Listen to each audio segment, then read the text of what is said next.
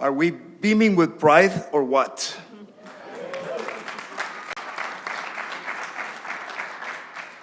I'm Luis Miguel Mesiano.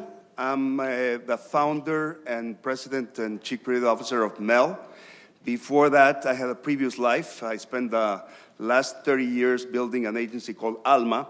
But more than a creative person, I'm an eternal optimist. And I think we're in the business of optimism. And today, I'm delighted to be joined by three amazing colleagues, trailblazers. Next to me, it's one of the icons of our industry. A few years ago, I wrote an ad on her behalf, and I said, "Driven Miss Daisy." Daisy Expósito, the founder of Bravo Y&R. You know, funny enough, Y&R is a brand that it's gone. But what she built, the trail she paved for all of us is something that we should feel very proud. I certainly do. And on top of that, I call her a friend and mentor. So Daisy, great to have you here. Next, we have a champion of creativity, a good friend, Julie Loaiza. For many years, she was on the marketing side with Nestle. And as I told her on our prep call, she came to the dark side, and now she's on the agency as opposed to the marketing side. And she joined two wonderful friends and colleagues, Gustavo Lauría and Marco Vega, and they doubled down and they just launched an agency called Creyentes, just like Pete Lerma and I and Richard Edelman launched MEL. And we're calling this generation 3.0 of the Hispanic market. And last but certainly not least, we have a force of good, Gabrielle Perez, who joined Phil Thomas and Simon Cook and brought not only a fresh perspective, but a wonderful voice along the Cannes Festival. And just adding to what Lisette was saying, the Cannes Festival is the Oscars of advertising. It's the top award. It's what we all dream of achieving. I've been very fortunate. You know, my ex-agency under my watch achieved 35 Lions over many years.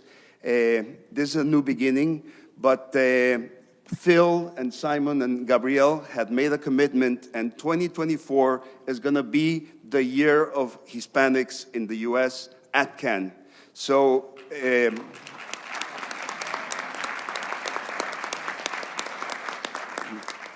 My personal mission has been to elevate the image, dignify the presence of Latinos in the U.S. I attempted to do it not only in the workplace, but in the classroom and across the screens. But it took a while, and you know, we stand on the shoulders of giants like Daisy, who will start us up and talk a little bit about what it took to really achieve creative excellence. She opened a lot of doors, and she continues to do it. So, Daisy, why don't you give us a little bit of background? What was happening before we were at Cannes? Well, I'm the new kid on the block, as Miguel said. My career spans longer than some of you have lived. And I have to say, thank you to Claudia for this amazing organization. First year that I participate, and I thank you for including me.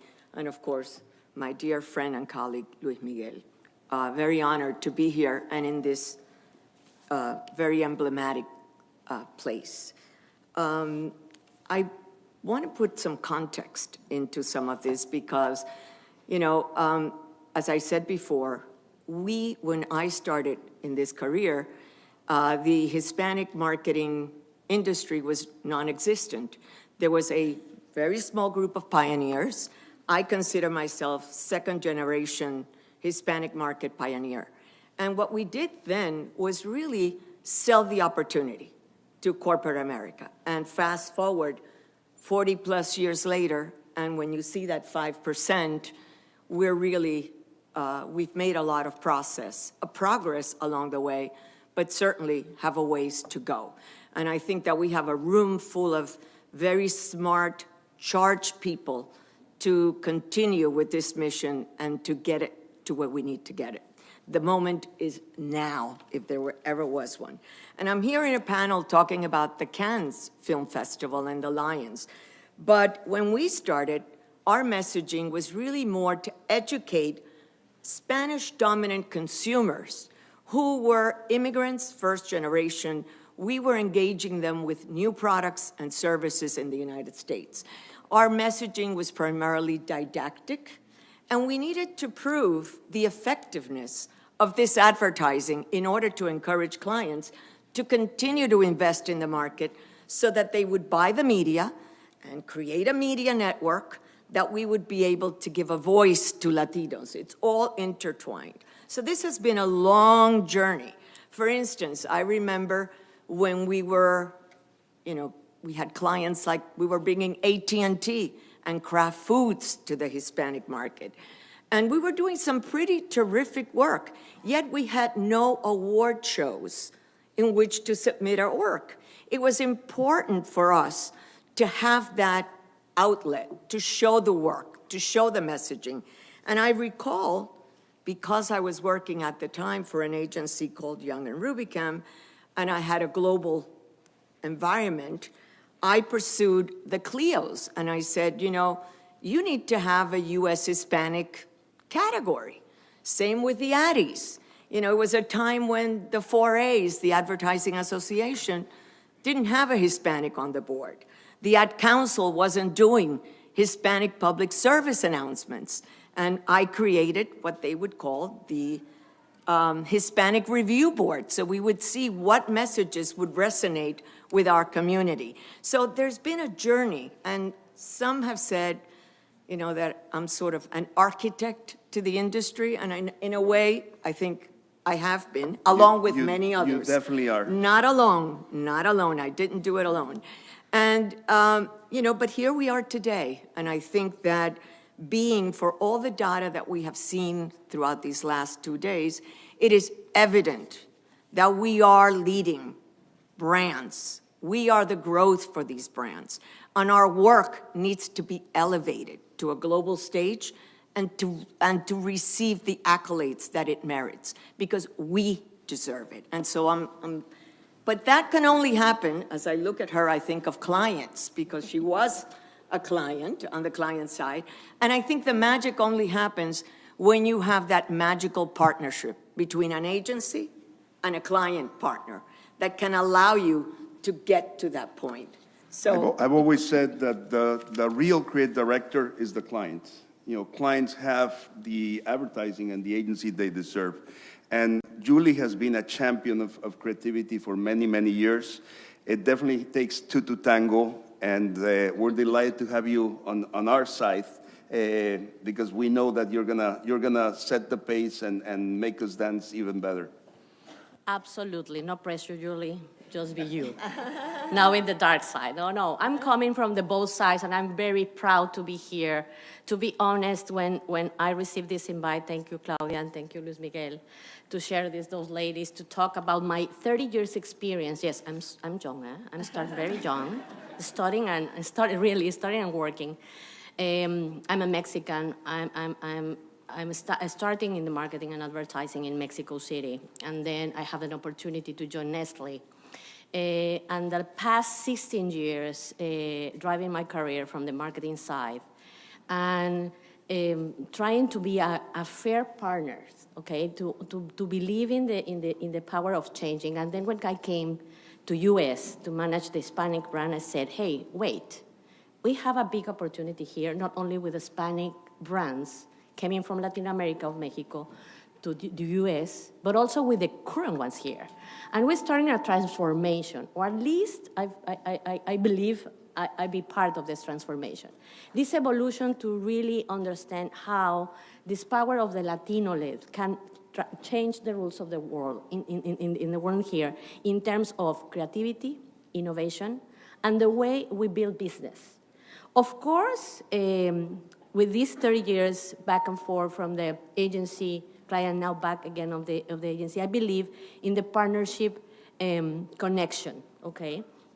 the successful partnership is only coming when the objectives and the expectation is aligned. Everybody likes awarding, rewards. It's part of our inner human being. And why not, if we align our vision to not only develop full strategies that may achieve sales. Of course, we are in a business, we are in advertising, the clients pay us to do it, but most important is about belief that we can make and create an ecosystem and very productive with the consumers is in the center for everything we do. In this case, it's for the Hispanic consumer, which is is the centricity of everything we do.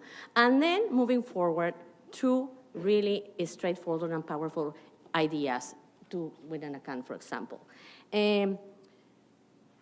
One of my life experiences that I feel a little bit frustrating is when I have this meeting with my colleagues in marketing in 2018, and I say, guys, of course we are doing a double-digit growth with Hispanics, okay? The brands has demonstrated the power we have. Now it's time to open the gate to the agency and start developing a Cannes Festival creativity. With this purpose, doesn't mean it's not effective, huh? Has to be effective and has to prove has the power to really make an impact, mainly with the consumer and then for the business. And 12 businesses leaders, okay? And I said, please raise your hand which are open to do that. How many hands do you imagine I can see at that moment?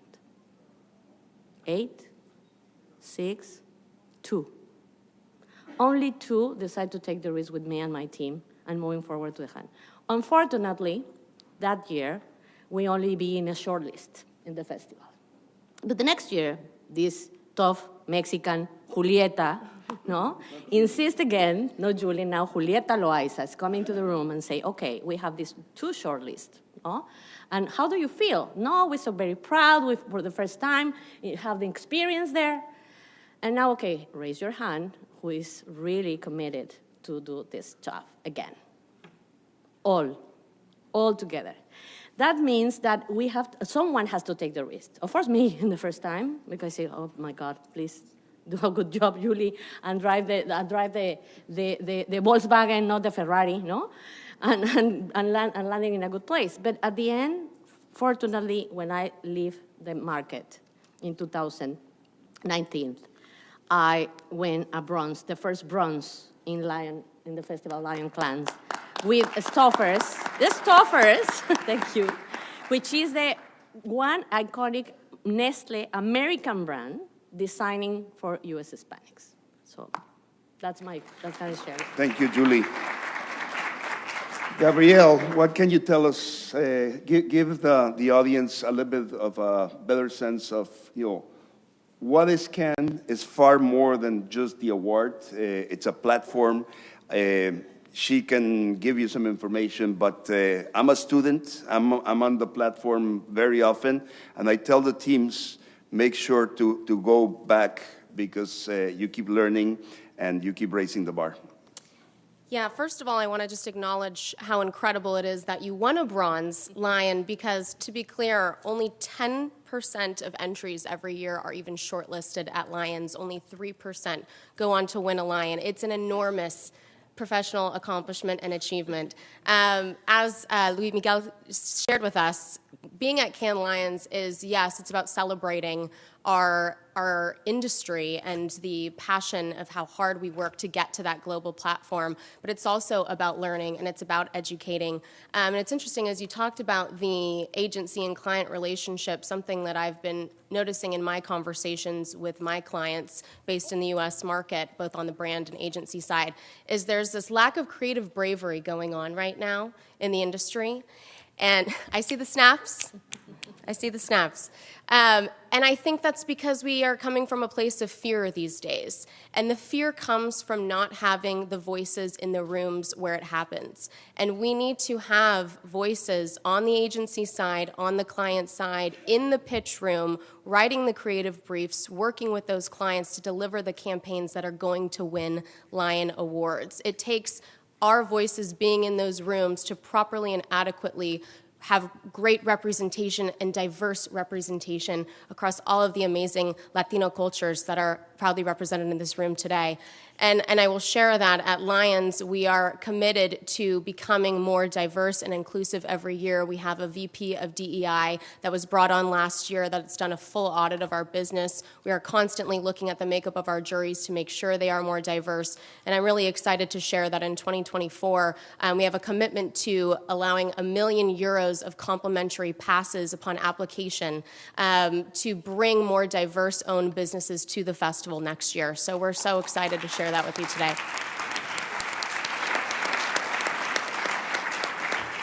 Pepe, can we project some slides? I want to share with you what can be seen as a Cinderella story.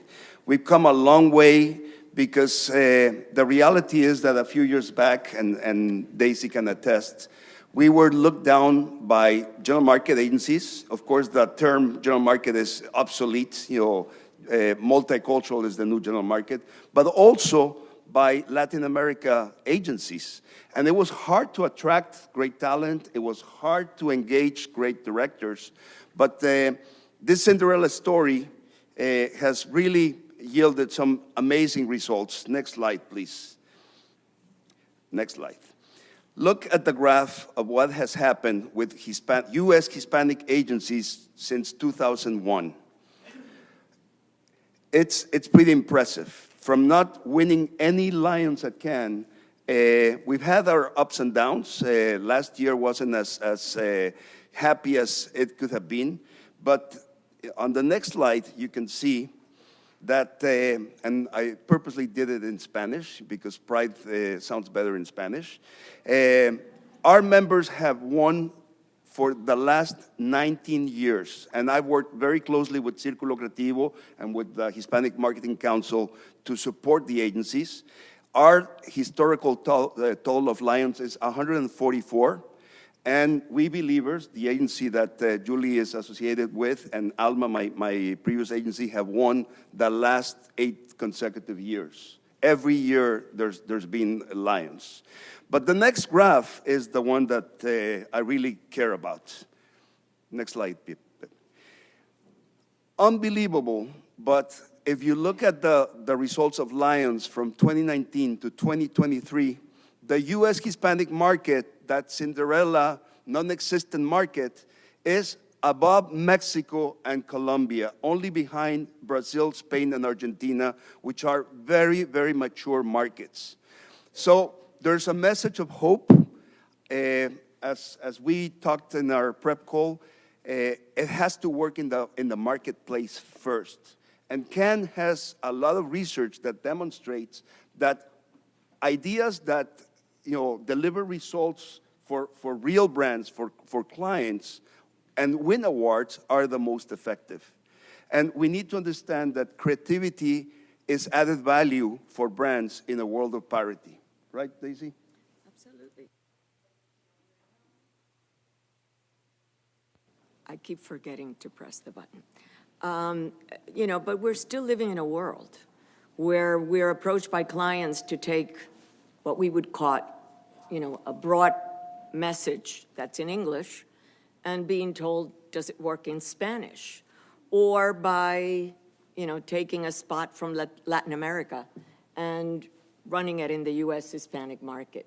We're still, to a degree, we're still at that process of educating and sending that precise message that we need to push the bar, that we need to have the right creative strategy, the right messaging, and to have brilliant creative out there, because that's what's going to get us the results. And if you let me, guys, and my dear friends and colleagues, in summary, I can say building a successful awarding campaign, creative campaign, is like composing a symphony. Every instrument, every note, every detail matters. The client-agency relationship is the core guiding the process. Inclusive and diverse creativity is a melody resonating in the consumer's heart and minds. And awards are the recognition of the masterful execution. I wanted to share with you some research and data because, as we know, numbers are what help us in this fight to have representation and to show that we matter.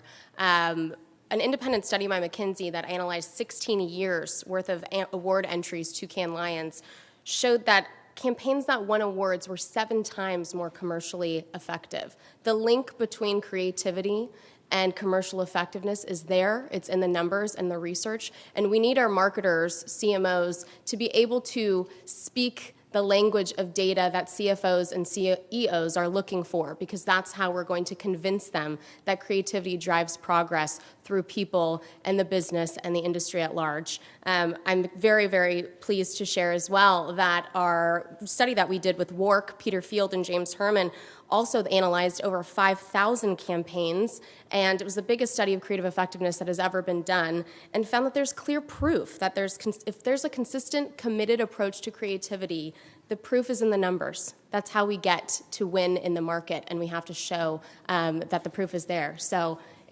we have the numbers, guys. We can do it. I was reminded listening to yesterday's session and how inspired I've been to sit in this room and to hear all of you and to see all of your wonderful faces here today, of my favorite quote by Maya Angelou that says, your crown has been bought and paid for. You just need to put it on and wear it.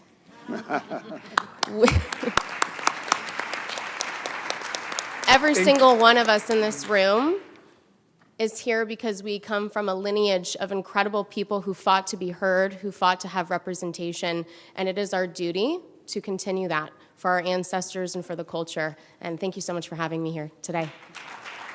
It's so great to have someone like Gabrielle as part of Cannes. People, it's happening everywhere. Nobody can stop us. Look at Hollywood. Look at how many Mexican directors have won the Oscar. González Iñárritu, Guillermo del Toro, Alfonso Cuarón. Look at the names in the most American sport of all, baseball. Who are the players that are kicking ass? It's happening in music, Bad Bunny, so many others. If you haven't watched Bad Bunny's monologue on Sábado Gigante, as he said, SNL, please watch it. Please watch the entire episode. We are taking over. It's time for us to really, amplify our voice. It's our turn to do it in marketing, advertising, and communications, but we have to do it together. Hats off to you, Claudia, and to the entire World Human team for bringing us together. Unidos, we are unstoppable. Thank you very much.